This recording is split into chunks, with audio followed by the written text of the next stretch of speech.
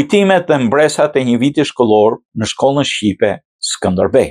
Ardha e qershorit dhe ditëve të nxehta solli edhe fundin e vitit mësimor në shkollën shqipe Skënderbej me qendër në Brooklyn, New York, në ndërtimin e shoqatës shqiptare-amerikane Skënderbej me qendër në Staten Island, nën kujdesin e bordit drejtues dhe kontributin profesional të përkushtuar me përvojë të zonjës Adelina Laçaj, Gentiana Bulku, Juliana Latifi dhe Anisa Gani Preza, Shkolla Shqipe Skënderbej në Brooklyn ka luajtur një rol thelbësor të çmuar në rrugën promovimit dhe përcjelljen e vlerave kombëtare tek brezat e rinj. Nxënësit realizuan projektet e tyre me tematika të ndryshme që i kanë prezantuar në klasë nëpërmjet programeve kompjuterike, PowerPoint ose Google Slide. Çdo punim kishte vend çantinë vet, të përbashkëta e tyre ishin përfitimet mësimore dhe nostalgjia e pjesëmarrësve për aktivitetet e ndryshme të organizuar nga shkolla.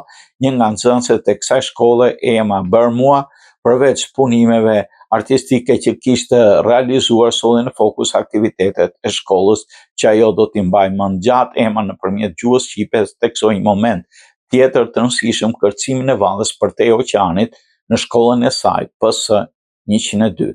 Një tjetër nxënës, Enzo Rustani, ka sjellë diçka ndryshe nga të tjerët. Punën e tij ka fokusuar tek projektimet online të objekteve të ndryshme.